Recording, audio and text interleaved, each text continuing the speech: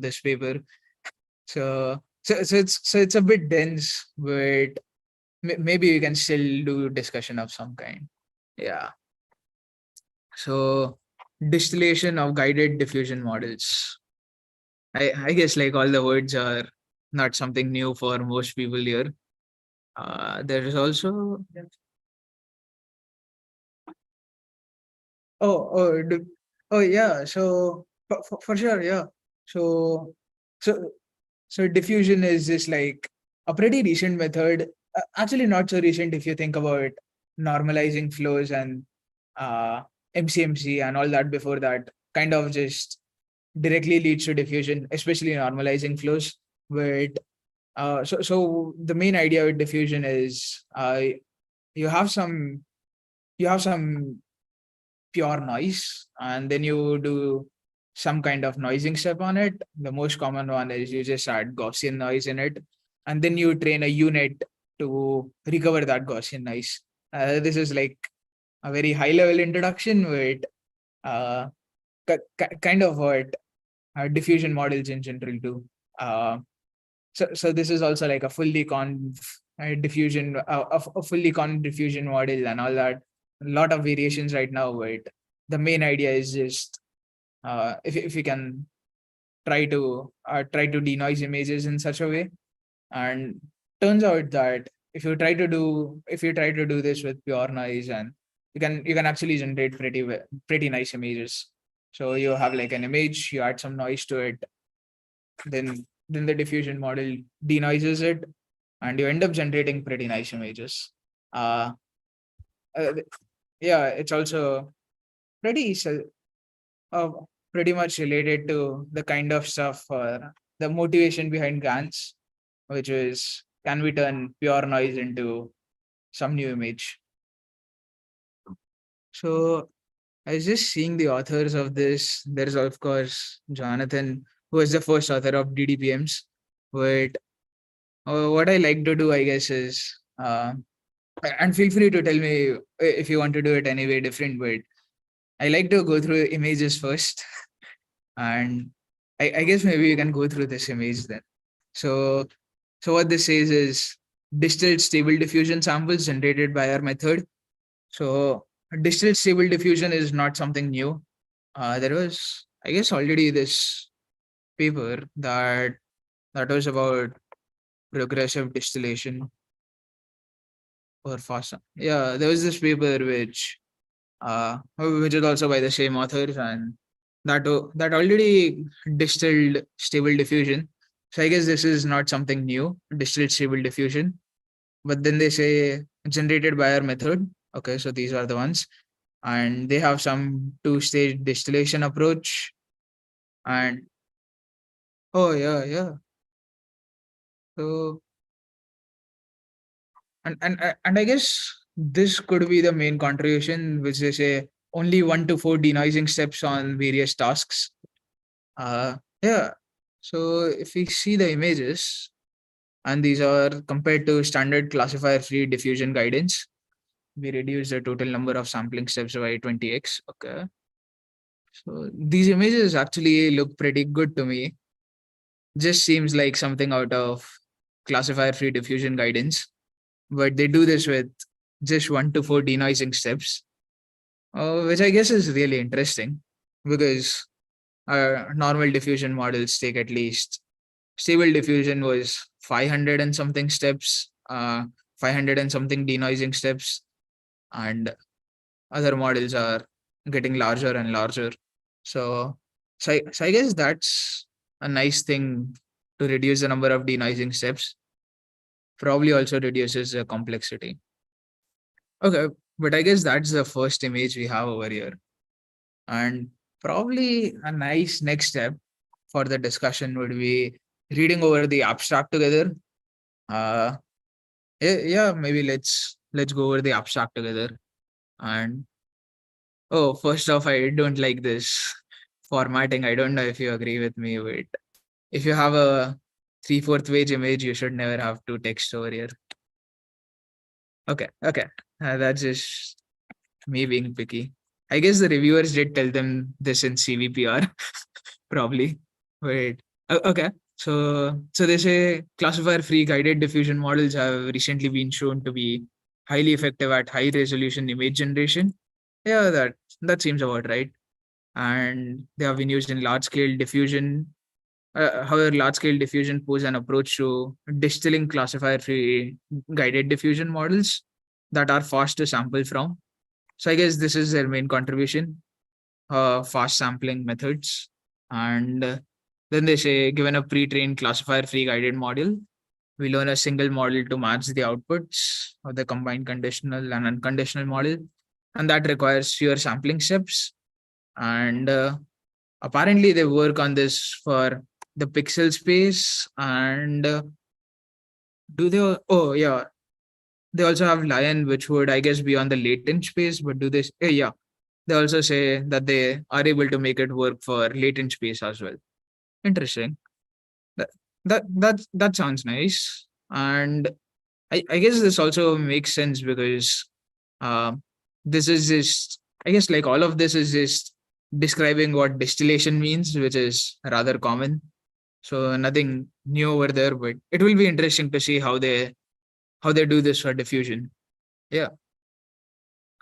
And then there's the introduction, which I guess we could skip right past, but they have an image. So probably let's go over the image. Okay. Uh, so in this they say class conditional samples from their method. Okay.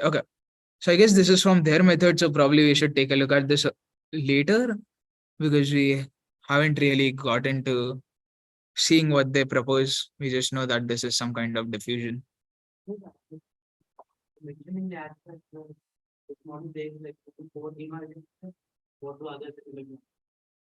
Yeah. So I guess you might know stable diffusion for sure. And stable diffusion takes 500 something steps. I'll need to verify for the exact number, but there's also uh there's also so classifier free diffusion guidance was also trained on a lot of steps. When so there is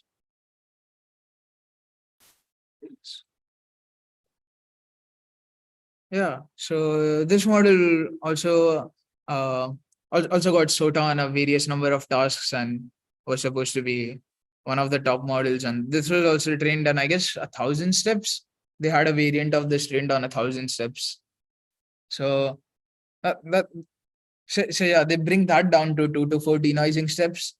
But I mean, the other thing with distilled models is you cannot really compare steps. So even if you I guess think of connets and you try to think of distilled connets and like think of one forward pass through a distilled connet or one forward pass through just a connet. You cannot really compare them.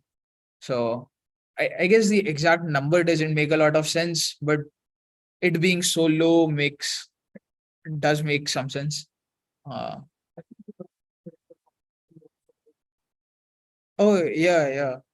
Oh yeah, the computational complexity definitely decreases drastically, but what I was also saying is, uh, so let's say you try to do it in let's say you do it in 3 steps, and then you have a pure diffusion model uh, that does it in what 9 steps. Then this is not supposed to be 3 times computationally less complex because yeah, but yeah, that makes sense. This would definitely be a lot more easier to sample from. Yeah. Then they give some background on diffusion models. I guess this is rather simple. We just have the very standard expectation. I guess this should be parameters theta. Uh, yeah, because it's and we have the denoising model. We compare it with the original model. So yeah, this is actually the pretty similar loss. And yeah, this is just a standard DDPM reconstruction loss. There's of course the signal to noise ratio, which they changed, and there's also the W term, which means how much it's reliant on guidance. Uh, so I guess they also adopt that approach. So not just standard DDPMs, pro- but this is like pretty self-explanatory from other papers on DDPMs and diffusion guidance and DDIMs. So they give some background on DDPMs and DDIMs, which I guess we can skip right past because they are very well known out there. And they also have the DDIM standard sampler. Uh, yeah, this also makes sense. Uh, and then they give some. I guess this is an interesting part to read because this is directly related to their paper, uh, progressive distillation. And I guess what they say over here is their approach is inspired by progressive distillation. So progressive distillation would be, I guess, yeah, it's this paper, which was the only one earlier on progressive distillation for diffusion models at least. Okay, so their their approach is inspired by progressive distillation, and that's an effective method for improving sampling speed of unguided diffusion models by repeated distillation. And this could not be applied to distilling classifier-free guided models uh, or studied for samplers other than deterministic DDIM samplers. So, so their main contribution seems to be to resolve this and make it work for guided diffusion as well. Yeah, that seems nice. And I guess like one of the main things is just at least like one of the main things for progressive distillation. This paper, this was last year, Eichler. That's nice. But I think like one of the main things or assumptions for this paper is uh you're not really considering if the weights of some classifier could be injected or or even if you could directly use classifier guided diffusion uh, and they don't and they make a lot of assumptions which don't really account for this. uh, this is also an interesting paper to read through, but they make a lot of assumptions which don't really allow them to move past the unguided way, though even if it's like classifier free or or just standard guided diffusion. uh Here their assumptions I guess limits them, so would be interesting to see what they do over here. And then they have this background on latent diffusion models, which I guess is also uh, pretty straightforward because of stable diffusion and just how popular stable diffusion is. So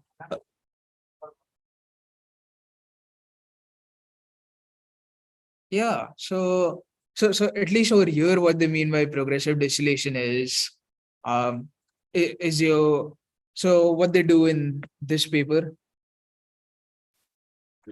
the 33 one. So what they do in this paper is they try to take a trained diffusion model, treat that as a teacher, and then try to train a and then try to train a student diffusion model. Um, uh, so and the student model is then trained to get the same results as the teacher model. The optimization function the optimization function is constructed so that the images generated are approximately the same. So that's the optimization function, and what that allows it to do is the student model is also conditioned on being able to do that with lesser number of denoising steps. So what they do in this paper is you train a student model from that pure diffusion model, which is and now the student model has the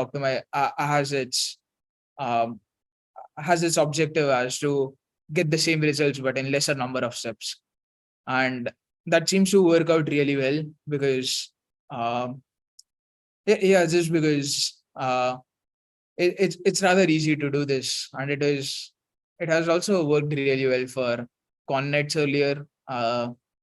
It's still a bit tricky to formally understand how this works, and and they do have some nice reading on that in the earlier paper. This one, you should especially read the supplementary of this. Really interesting and well explained, I guess. Uh, but yeah, that's like a very rough overview of what progressive distillation is doing. And yeah, maybe now that we are past the standard background, maybe you can just see the method. And this seems a bit dense. This would be nice for a paper reading, but I guess not a discussion. But let's see how we do that. So first they have some figures and then some table, and then they have this on in-step deterministic and stochastic sampling. This one actually looks really close to what DDIMs do. Okay, wait, let's see that. Okay. So that's about their method section. So I guess let's go through their method section. And this is they discuss their approach. Okay, I get that. So they have a single distilled model conditioned on the guidance strength. They can capture a wide range of classifier free guidance levels, allowing for the trade offs between sample quality and diversity efficiently. I guess that's nice to integrate in it because like one of the main things with I don't know if you remember, but one of the main things at least with why classifier free diffusion guidance was introduced was at least like before classifier free diffusion guidance, what we used to do was um, eh, to make it conditioned on some kind of classifier, we would have uh, we would essentially have this adversarial something feeling like injecting adversarial examples, and then the model just becomes accustomed to not taking into account those adversarial examples. And and that wasn't really a really nice way to approach this. If you think about it, what the model is doing in the backhand is intuitively the model is learning that I have these adversarial examples, but I'll not take them into account. That's what the model is doing in the training process. And that's what diffusion models used to do for a long, long time. Uh, so classifier free diffusion guidance really helps solve that problem.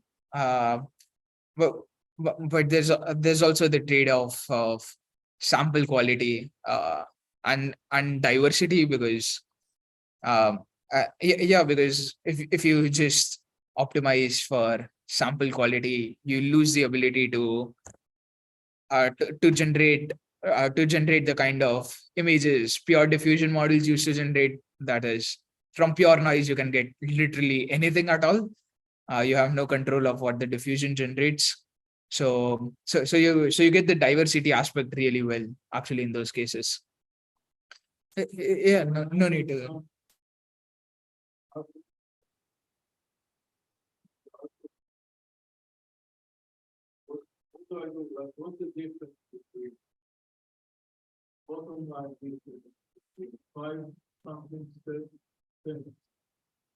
Yes. So I guess maybe for that, if you just recall like the standard diffusion diagram, uh, 3DPM figure. So this is also my love with figures because whenever I write papers, I think it's really hard for me to make figures. I have spent 16 hours on making one figure. So I like when paper authors work on figures. Probably just way too biased, but if you remember like the standard diffusion diagram or the standard DDPM diagram, what they do is you have this noisy image, you put some noise on it, and now when you are at this stage, you have your unit denoise, try to denoise this image, and that generates some entirely new image. So if you increase the sampling steps, you are asking the unit to denoise the image more, or essentially just passing a relatively more noisy image into the unit once again, and the unit then tries to denoise it once again. So just like more the number of denoising steps. Usually it is better. There's also some scaling loss for this, but usually it improves performance.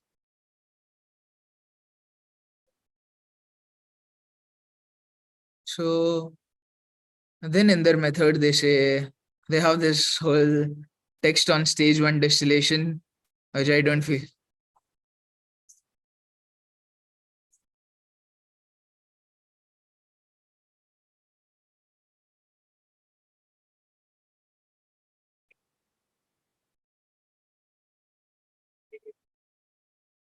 Uh, yeah. So, but yeah. So like first for the difference, so I mainly kind of picked up that they were using latent diffusion models because in the abstract they say that they also do experiments on Lion and ImageNet 256, and I'm pretty sure they don't have the money to do pixel scale experiments on those. But what essentially pixel scale means in a very intuitive way, and anyone like feel free to pitch on. This is just a discussion. But what pixel scale models mean is just the standard thing. You do the diffusion, you train a diffusion model directly on pixels of images. So you have like all these images and the pixels, and you directly pass this in and train the diffusion model. uh, and that's just like the standard approach. People do that since very long. uh, and there was so around the similar time, when we were thinking of or when the community was thinking of latent diffusion models, there was a lot of talk about feature vectors and how you could optimize stuff on the embedding space. So people were even trying to do this with VITs. So around the similar time, people thought, oh well, what if you do this with diffusion models? And then what you do is you now train the diffusion model on the so let's say you have all of these images or multiple images, and then you try to train a diffusion model on the autoencoder feature space for all of these images. So you can draw like a nice parallel for this between like dataset diffusion. So what you do with dataset diffusion, um, so what you do with dataset diffusion is you have this huge dataset. I actually have a nice figure. So you can actually draw a really nice parallel to this, and I guess that just makes sense. So uh not okay. So there was this figure. Yeah. So so what I was trying to show in this figure was this is what dataset distillation or compression techniques for dataset mean. And what you try to do is you have this a huge amount of dataset, and then you try to find out in the feature space or in the dataset space itself, usually in the feature space, you try to convert this into a smaller dataset with which if you learn you get approximately the approximately the same results. That's not formal at all, but that's just what yeah, that's just what dataset distillation does. And this is especially draws a nice parallel between pixel and latent wise, because what you do with the latent with latent diffusion models, and that's also how image and dolly everything stable diffusion is trained. So what you do is you have all of these images, and then you convert them into this latent space, and then you can train on it. So the latent space is much smaller than the data set itself, which is why you can even do experiments with diffusion on Lion or ImageNet 256. I guess with standard diffusion, you are due to just like current hardware, you are limited to ImageNet 64 cross 64. So if you do it this way, you can generate like a lot more high high resolution images, work on even larger data sets. And yeah. So then they have this whole thing about stage one distillation, stage two distillation. Maybe we can go over that. I don't want to read all of it, but they have this learnable parameter eta one. Okay. Well, so uh, we introduce a student model x eta one. This is for the so this, if you want to draw a parallel to standard diffusion models, is x theta hat, and that is your denoising part. And for the student model, they say it's x theta 1 hat. And they have this learnable parameter eta 1. Okay, so just like standard diffusion models, when you say x theta hat, this is a lot of parameters. This is parameters for all of the diffusion model. So eta 1 is like a set of parameters. Uh, they say a learnable parameter. This is a set of parameters, just because, yeah, this is a standard diffusion.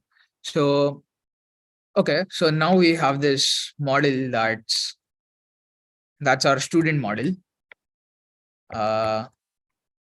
And what they do is, you have your teacher model, and the teacher model, at least right now, should, just by knowing about distillation, should uh, just be a pre-trained diffusion model. So this will be, let's say, SD or something. So this is your pre-trained diffusion model, and this becomes your teacher model. And then they are now describing their student model. So what they say is, this is your student model, and it can either be a continuous time model or a discrete time model, depending on whether the teacher model is discrete or continuous. And right now they assume that both of them are continuous. Okay, yeah. Changing this for discrete shouldn't be so hard, I guess. At least like in the distillation perspective. But okay, so right now both of these are continuous models, and what they try to do is, uh, so so they say a key functionality of classifier free guidance is its ability to trade off between sample quality and diversity, which is controlled by a guidance strength. So this is usually, at least in the classifier free guidance paper, this was W.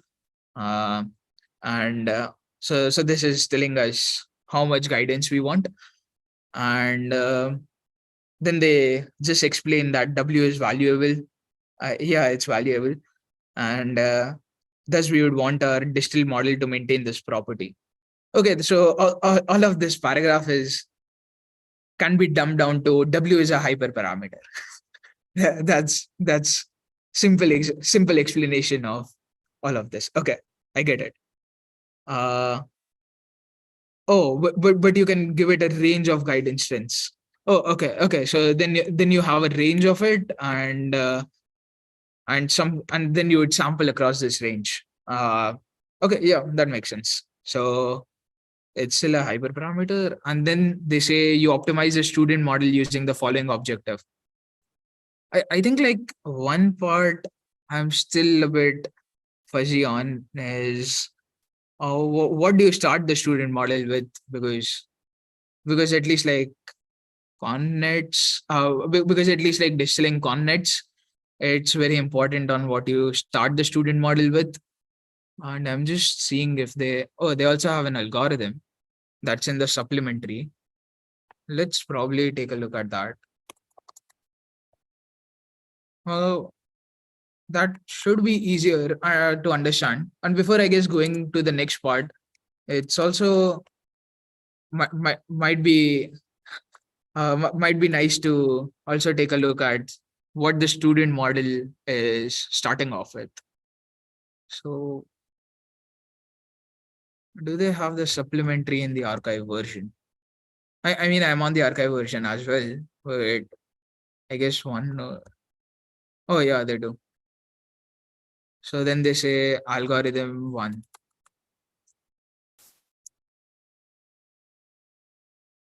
Yeah, this is the one. So stage 1 distillation. Uh, okay, well, I get all of this. And okay. So what they say is, they have the student model, and they also initialize the student model with the same parameters as the conditional model. So this is already an initialized model, and this takes on the same parameters as our conditional model over here. Okay, so now we have our teacher model, our student model. So, and we know what both of them are starting out at. So let's, I guess, take on the next part of it. So so they have this objective function, and so with this expectation, if we take a look at this, so the guidance strength is taken from PW. Okay.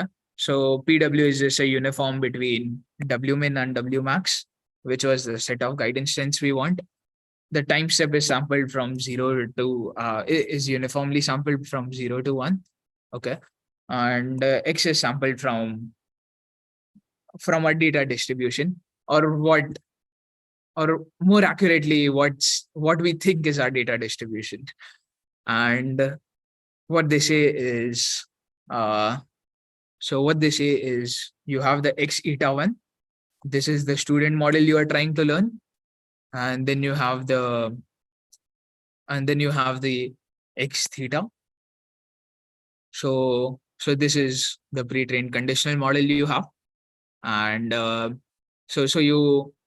you want, so what seems that they are trying to do with this objective function is, so you are trying to you're just trying to optimize this difference. And what that means is, and they also take an L2 now, but okay, yeah. Well, anyways, so I guess what that just means is you want to train the student model to produce approximately similar stuff as what the teacher model does. So the student model is now training, and the teacher model produces some output. The student model is trying to replicate this output.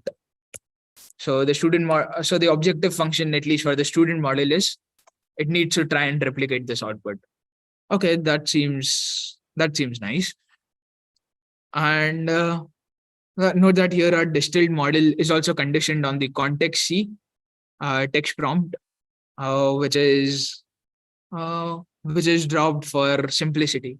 Okay, wait, but that's actually rather simple to understand, because you just have like this conditioning parameter in the training of this student model. So you have that conditioning parameter C. This could be some text, or this could be something like Dream Booth, where the conditioning parameter is heavily changed. And yeah, this could, I guess, be anything. By the way, like when I meant Dream Booth, I meant like the rare property token, rare token finder in Dream Booth, and not like the fine tuning approach. Sorry, wait. Yeah, so this conditioning parameter could be anything, at least in the training. And then they say to incorporate the guidance weight, we introduce a W conditioned model where W is fed as an input to the student model. Okay, yeah, that also makes sense, because we want to be able to. So even after we are training the student model, we want to have the ability to contrast between how much does this depend on guidance. So I guess that makes a lot of sense. And they incorporate this into the diffusion model backbone, similar to how the time step was incorporated. Yeah. So these are just popular papers. So let's see what the paper 10 is. So the 33 one, which we just saw, was about progressive distillation, and they say 10. So that's this. Oh, variational diffusion models. Okay. So they also incorporate the W parameter, very similar to variational diffusion models or the progressive distillation. And maybe we can find that somewhere. Oh, yeah. They do have that described over here. Maybe you can come to that later. Okay. The part about like doing Fourier embeddings to W. Okay. So that makes sense. And yeah, I guess this part is just a bit about how they initialize and what architecture this is. So they say this is all just a unit, fully convolution. And yeah, so what the student model is trying to do is try to produce the same outputs at stable diffusion. So just for this example, I took stable diffusion, but like whatever the teacher model is, I guess. And then they say something about stage 2 distillation. So in the second stage, we consider a discrete time step scenario and progressively distill the learned model from the first stage. Oh, what's happened? Into a fewer step model. So I guess like this is the main part, because this is the part where you try to incorporate fewer number, or you try to want to be able to do that in fewer number of steps. So I guess that's the main part of this. And here they introduce another diffusion model. Okay. So this one's called X eta 2. So this is our another diffusion model. And yeah, so now we already have this one which is called X eta 1 hat, this which is called X theta hat, just your standard diffusion. So now we want a new model that says X eta 2 hat. So let's see what this does. And this tries to train a fewer step student model by halving the number of sampling steps each time, letting n denote the number of sampling steps. Well, okay. So they have this sampling steps uh, from t by n to t minus 0.5 by n, and from t minus 0.5 by n to t minus 1 by n. Okay. I see.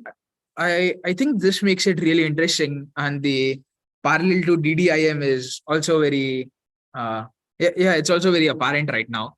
But apparently what they're trying to do is you try to train this model, and this model is trying to get the same output again. But what this X eta 2 model does is it doesn't have the same number of sampling steps each time.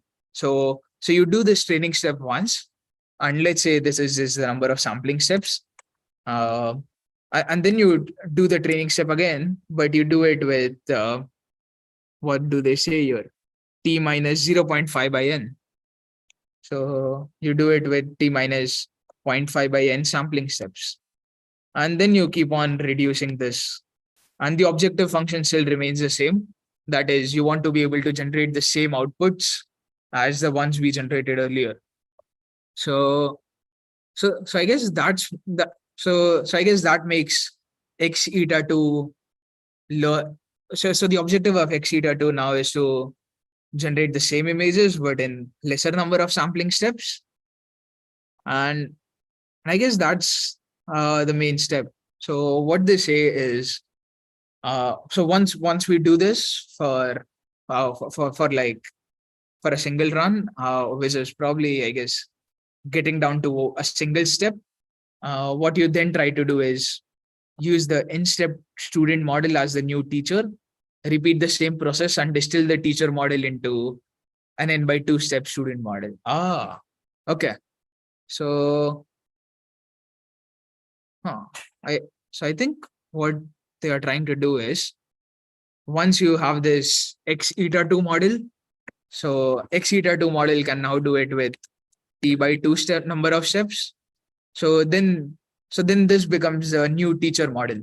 So then you start writing X eta 2 hat as X theta hat, and then you do the whole process once again, the stage 1, stage 2, all of it. And then you get a model that does it with t by 4 sampling steps, and so on. Yeah, I see. Yeah, that sounds workable. And I guess like, so and then they also have this section on n-step deterministic and stochastic sampling. So what they say over here is, we can perform sampling via the DDIM update rule. So yeah, we were just talking about the DDIM update rule, and we note that the given distilled model X eta 2, this sampling procedure is deterministic. So we apply one deterministic sampling steps with 2 times the original step length. Okay. So this also, so I guess like this is one of the real main contributions of the paper, because this is some really nice reparameterization from what they described. And what they are trying to do is, so this is how they are making the sampling steps shorter each time. And yeah, I think this is the real contribution of this paper, just thinking about how you reparameterize this. It would be nice to see how they thought of this update rule. So we apply one deterministic sampling steps at 2 times the original step length, and the same as an n by 2 deterministic sampler. Okay, so if we try to see this, what they are trying to do is uh, just have this denoising step be twice the size, and then have the stochastic sampling part add some more noise to it. And what that just allows the model to do is okay, so and what that just allows the model to do is add some more variations to it and generate more diverse images. So that actually makes a lot of sense, because so after this denoising step, the model again has the ability to do uh, to do a denoising on the newly added noise, and that allows you to also get some variety on it, and also allows you to halve the number of sampling steps. So that's also what they describe over here. So that's also what they describe in these. So that makes a lot of sense. Yeah. So so I guess that's about the method, and that did seem to be rather interesting, especially at least to me it seemed rather interesting how they try to progressively get models do the same stuff in a single step. Yeah, that's really interesting. And they also have some experiments where they sorry.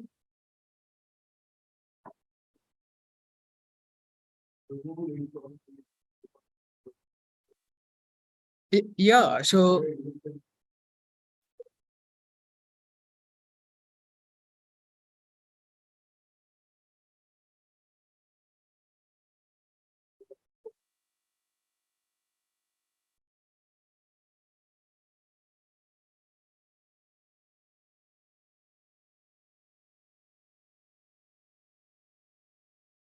yeah,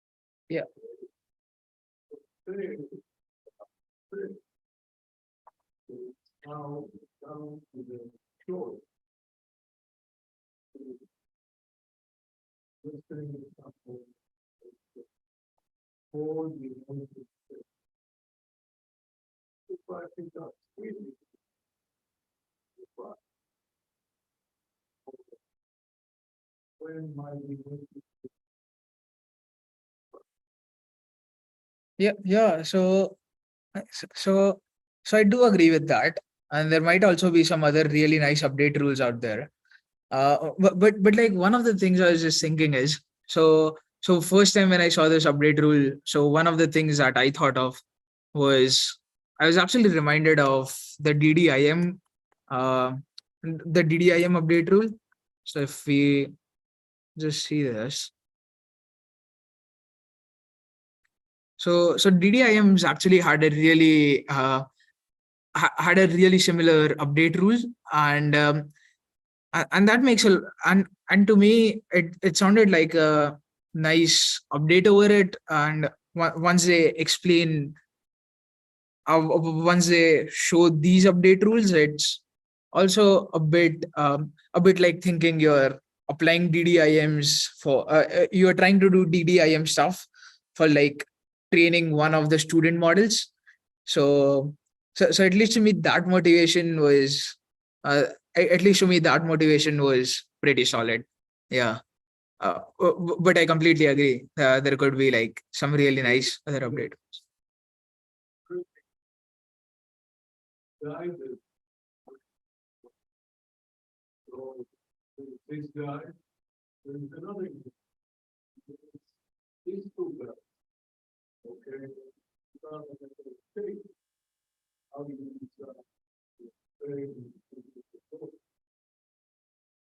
Yeah.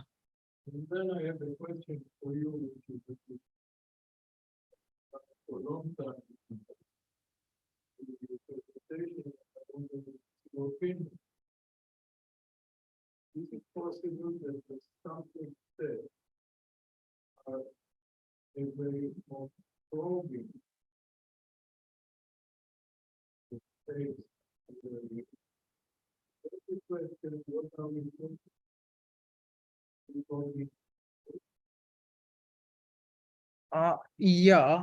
So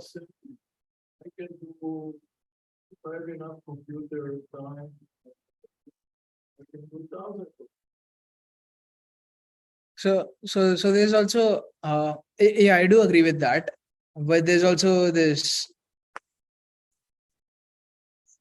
no, no. But there's also but there's also a really interesting scaling laws about so there's also uh the part about how much the diffusion model has learned, or more accurately, how much the unit has learned, and at least for like a lot of at least for like stable diffusion image and that kind of stuff, a unit isn't able to learn more than 5 and 2 steps. That is around that is the kind of number of steps that they try to train it on. Uh, Imagine was actually purely diffusion, but uh, so so after like a certain point of the number of sampling steps, they're also unable to just like denoise it any further.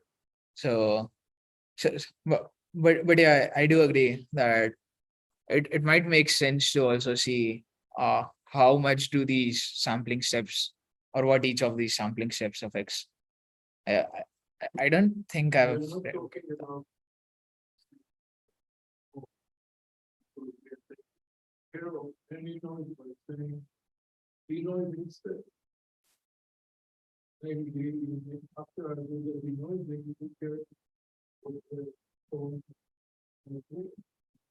yeah yes it's also interesting that how you can so what they have shown is if you try to use these kind of update rules, it works really well with cold transforms. So stuff like so this is Gaussian noise, but if you do stuff like other cold transforms, let's say let's say what are good cold transforms?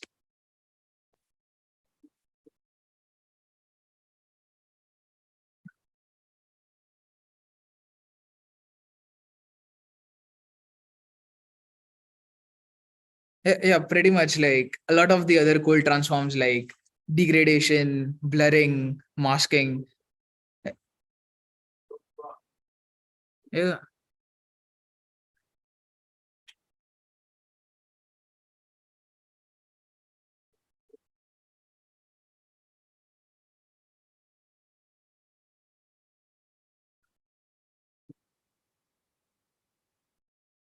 We are at time, but and not to self-promote, but we also have a new reps in review paper which extends cold diffusion for hot transforms, but not to self-promote. But that's all. But that's all for today. And yeah, I just noticed we were at time. So yeah.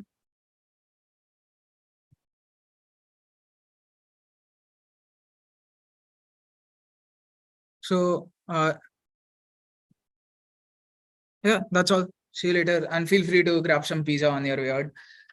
Also, do register because this time we got 2 registrations, so we thought we'd bring 1 pizza. 2 registrations, 1 pizza sounds good.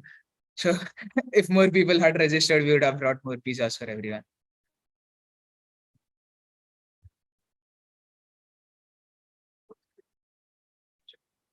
Just a minute. Just a minute.